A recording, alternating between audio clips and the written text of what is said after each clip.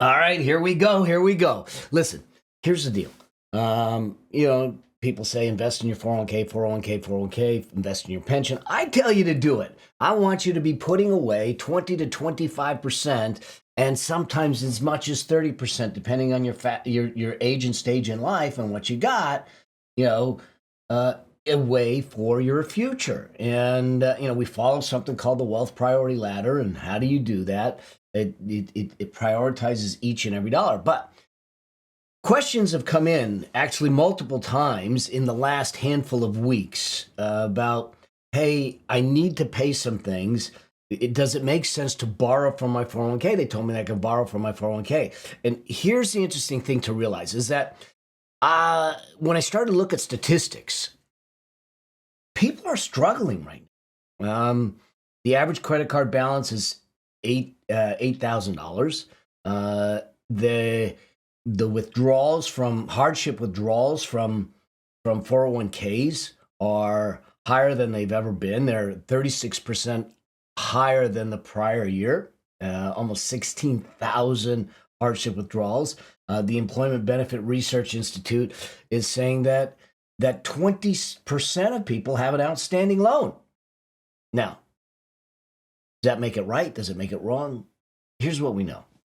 The federal law allows you to borrow the greater of 50% or $50,000 of your vested balance of your 401k. Yeah, you have to pay it back in 5 years, and the interest rate's typically going to be prime plus a point or two. So the interest rate on these things are going to be 5 or 6%. And the idea is that, well, I'm paying that interest back to myself. Well, not so fast, because there's some things we need to think about. Okay, and so we're gonna talk about what are first the pros. It's easy. It's your credit, ba ba ba ba ba ba ba, and now there's the cons. Okay. So then the question really is, what does this look like? So let's look at what this can do for you in the process. Okay, so let's just make some assumptions, and now let's look at what the results are. Okay, and this could cost you $139,000. So a simple loan could cost you $140,000 in your financial future. Okay, and so now all of a sudden you look at it through a different set of eyes. Does it make sense to borrow from your 401k? I think it only makes sense as a last-ditch effort. Actually, it's one step above hardship withdrawal. So you got hardship withdrawal as the last vestiges of what you want to do, and just above that is 401k loan. Okay? I hope that this helps. All right, welcome to this episode of the Affluent Entrepreneur Show. This one, like I said, we're going to talk a bit about something that I think is an issue that I think is getting worse and worse, even though we're not hearing about it in the press or the media or anything like that. Is that I think that there's a level of uncertainty financially in society, in our economy, in the world today. I mean, any way you cut it, even though our unemployment rates are down below 4%, our debt rates are far greater. You've got a time where right now student loan debt payments have restarted. People are struggling to pay student loans now. Some of those student loans are 6, 7, 8%. Mortgage rates are up above 8%. The credit card rates are up close to 30%. So I mean, debt is getting more expensive. I know this is the motivating part of this whole episode, but I want us to understand the dynamic of what we're up against and why people are looking towards their retirement accounts as the possible savior in this whole thing. Because if I look at some of the statistics from Motley Fool says the average credit card balance is around $8,000. I've seen it as low as $5,000, but it's $8,000. Household debt in the U.S. is over $101,000. The average mortgage is $236,000. HELOC, a home equity line of credit, which I'm doing a separate episode on those things, is over $41,000 on average. Auto loans, $22,000. Okay, is the average loan balance on an auto loan. The average new car payment is over $700, almost $750 a month. And then there's personal loans. The average personal loans, according to Motley Fool, is over $11,000. And that being said, is that what that tells me is that people are trying to figure out how they can pay for their lifestyle, how they can support themselves. And if their income isn't at a level that it needs to be, then what they do is they borrow to do it. And so one of the things we need to understand is, how do we navigate this? Because here's what's happening is people are struggling to just pay their daily bills. Now, this is why in the Affluence Blueprint, when we talk about this, that we have something called the Wealth Priority Ladder. What do you do with each and every dollar that comes in? That you don't turn around and just arbitrarily throw some dollars at it. You know specifically every dollar has a job description. Every dollar knows exactly what it's going to be used for. So you use it that way, and we know it up front. Is it going towards debt? Is it going towards a mortgage? You can call it a budget. You can call it a cash resource plan, which is what we call it. You can call it a spending plan. But what I want to do is give you permission to, with the Wealth Priority Ladder, give you permission to do what you need to do with the dollars that you have. Now, two sides of the equation, let's face it. You've got the expense side and you've got the income side. We need to balance these. If we're going to be on the path to financial freedom, we need more income than we have expenses, and we need to take that income and we need to invest it. It's why we have the earnings machine and the money machine. There's two machines you need to build.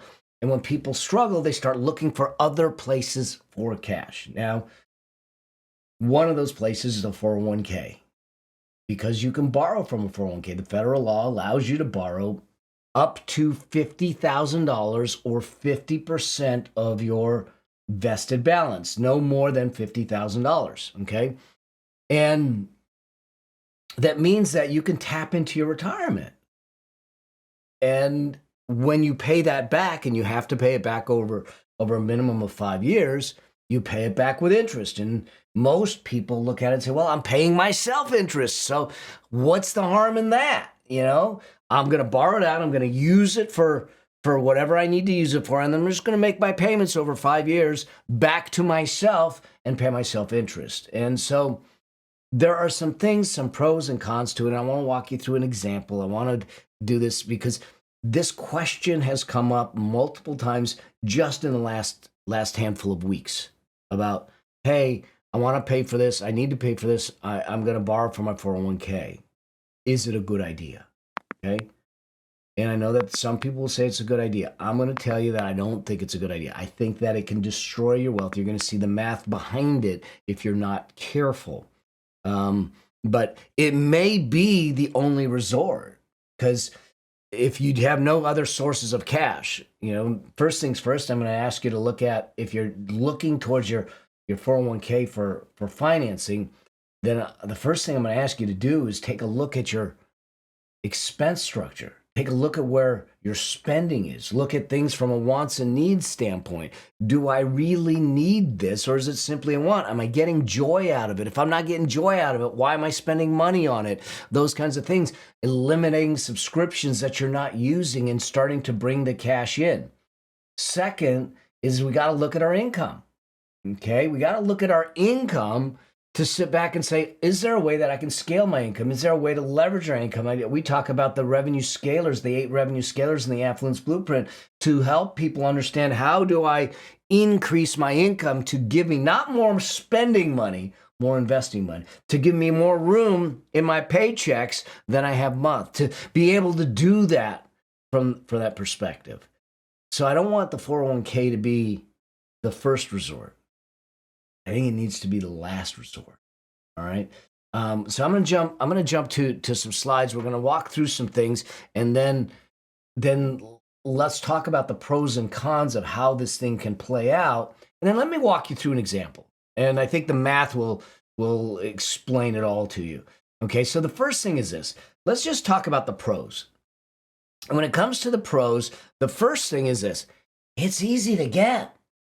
It's your 401k. Now, let me be really, really clear. If your plan, your 401k plan has to allow for 401k loans. Some plans don't, okay? If it's not in the plan document, then you may not even be able to have this opportunity to do it. So, but most plans allow for it. And so when you look at it from that perspective, it's easy to get. It doesn't take a lot. You're going to fill out some paperwork. It's with your 401k. You'll get the money and you'll go from there. The second pro is that ain't no credit needed. They're not running your credit. They're not checking your credit. They're not looking at it. You don't need to have a big credit score. You just need to have a vested balance in the 401k, and that's it. Okay? If it's vested and it's in the plan, you may be able to borrow it. Okay? Then the third thing is that you're going to set it up on automated payments. So what typically happens is that because it's a 401k loan, they will automatically take a payment back to the loan out of your paycheck on a regular basis. Okay, so every time you pay yourself, there'll be a 401k payment going back to the loan. So it's automated and it's going to get paid back. The fourth is this. And this is what everyone says, well, I'm paying interest to myself. And I get it. Yes, you're paying interest to yourself. But is that really who we want to pay interest to?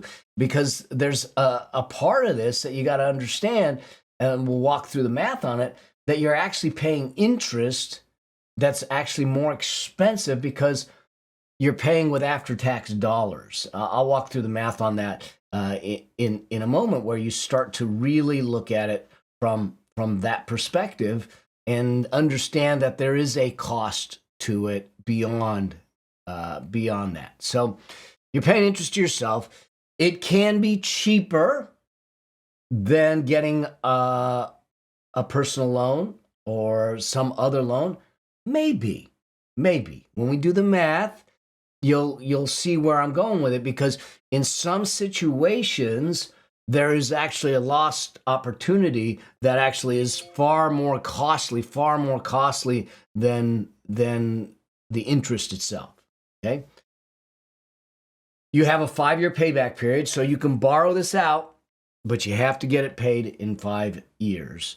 And there's no prepayment penalty, so you can pay it back sooner than the 5 years, but no longer, and you don't pay tax on it. So unlike if you drew out of your 401k, that's a distribution. And there are hardship distributions that you can do from a 401k, but that's an actual distribution, and that will trigger a tax. If it's a hardship withdrawal from a 401k, you won't get hit with the penalties. Remember, you can't draw from your 401k typically until you're 59 and a half.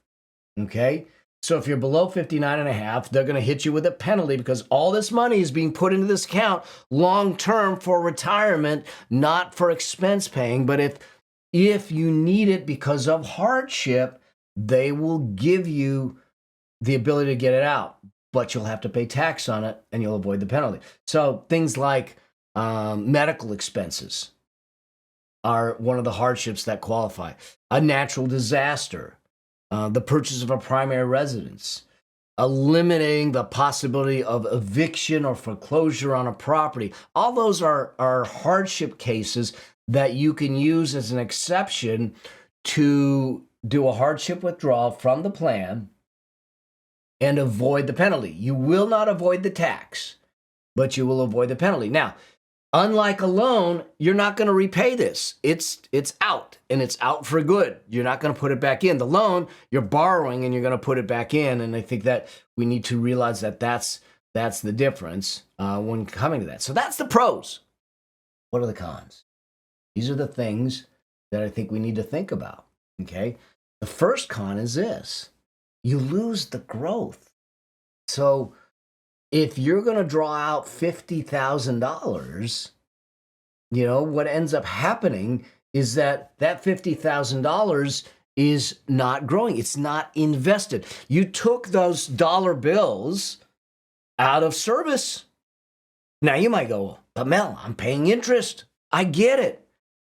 But interest isn't the same as growth. Okay? And it's coming from one pocket to the other. The growth in your and the compounding in your account is at a far greater rate than the interest you're paying. Okay? In the long term, we have downturns. 2022, stuff went down. All right?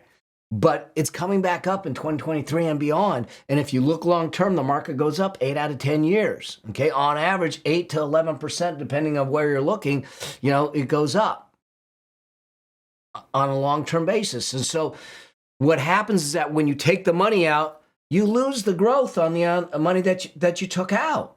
Okay? The second thing is this, and this is where I think we need to be aware of. This is the thing that a lot of people don't realize.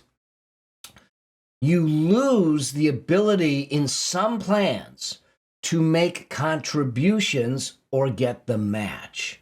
So here's what I mean by this, is that some of the plans, when you take a loan out, while that loan is still outstanding, you are no longer able to make contributions to your 401k because the loan's outstanding. The only thing you can do is pay back the loan over time. That means that not only do you lose the growth on the money you took out, but you no longer have the ability to contribute to build anything for the future. And if you're not contributing, you lose the match. So if your employer is matching 3%, you lose that free money. That's a huge cost. And you're going to see the math behind that in a moment. And a lot of people don't realize it. And the ones that I've talked to said, are you aware of whether this is? I don't even know. Well, we need to find out. Okay? The interest you pay is after tax. Here's what I mean by this. So when you pay interest on this loan, you're going to make some money, okay? You're going to make some money. So let's say that your interest payment on the loan is $200, okay? So you're going to have to pay $200 back to the 401k.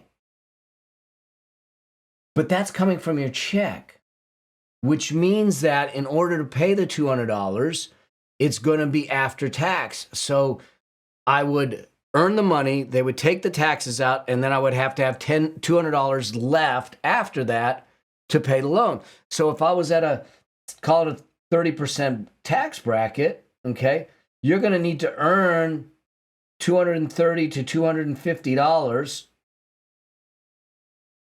to pay $200 after taxes. Okay, not very readable, but $250. Okay, depending on your tax rate, you'll need to earn $230 to $250 to net $200 to pay back. That's what I mean, that it's actually more expensive than what you think. So you lose the growth, you lose the contributions and matching potentially, and you pay the interest back. Yes, you're paying to yourself, but you're paying with after-tax dollars. Then the amount is limited. You can only take 50K max, okay? 50K max, or 50% of the vested balance. And this is the other thing that can get a lot of people. If you have a job loss or a separation, if you lose your job or decide to quit and the loan is outstanding, you have 60 days to pay it back. So it accelerates it. And if you can't pay it back within those 60 days, then what they do is they say, well, the balance is a distribution. And if it's a distribution, you no longer have to pay it back, but now you're hit with a tax and you're hit with a penalty. So if there's a chance of job loss or you're thinking of quitting during the time that there's a loan outstanding, you could trigger a tax that could hit you at the tax rate you're at plus 10% on the penalty. And if you're in a state like I am, they charge a 2% penalty. So you may have a federal and a state penalty on it. And that may be completely out of your control, because if your company decides to separate you or they decide to do a layoff or whatever during that time and you can't pay it back in 60 days, you have a tax issue. Okay? It can trigger the tax and penalty, which is the accelerated loss. And then the last thing is this. I actually think it can lead to bad habits. Remember, wealth creation is all about behaviors. It isn't the money you make. It's what you do with the money you make. It's a behavior issue. Okay. No one has money issues. We have behavior issues. Your money situation is a result. And I know this is confronting, but your money situation is a result of your decisions, your habits, and your behaviors from the past. And if you want a different money situation, we need to make different decisions, develop different habits, and have different behaviors. And what happens is that if we see the 401k as our savior, that we can always go dipping into, aside from the costs, and we're going to go through an example here in a second, then what's happening is we're enabling bad habits because we're living beyond our means. Look, I get it. Stuff happens. Stuff happens. You could have a medical emergency. You could have, a house emergency. Things happen, and if we're not prepared for it, we have to find a place to pay for it. This is why the wealth priority ladder and the things that we do about building the comfort fund and the peace of mind fund and giving you the liquidity so we don't have to do this is so, so vitally important. And yet we kind of live at the edges of our check or the edges of our credit cards, which we need to be careful about moving forward. And so I feel like this can develop some bad habits if we're not careful. Now, let's look at some things. Let's bring this home with an example. I want to do some math for you, and let's see what that looks like so you can see this. All right. So we're going to make some assumptions on this example. Let's just look at it and say, annual salary, you earn $100,000. Okay. So you earn $100,000. You're going to contribute the max. Okay. Right now, the max is $22,500 if you're below 50 years of age. Okay. If you're over, you can contribute $30,000. Okay. So you're going to contribute $22,500. The employer match is 3%. Okay. So they're going to match the first 3% in there. You want to borrow, and you're going to borrow $50,000. You're going to go to the max, okay? $50,000. Now, that means that you have to have at least vested in your plan $100,000 because you can only borrow 50% of the plan balance, okay? So you're going to borrow $50,000 for 5 years at 5%. And so what is that going to play out like? Well, here's what it's going to play out like. Over time, you're going to have a monthly payment at 5%, 5 years, $50,000 of $996. And you'll pay a total interest of $9,738. Now remember, that's after tax. So if I'm in a 30% bracket or something like that, in order to pay the $9,700, I probably needed to earn $12,000 or $11,000 to make that payment after tax. So the balance with the loan and no ongoing contributions or match at the end of 5 years. So let's look at this. You start out with a $100,000 balance in your 401k.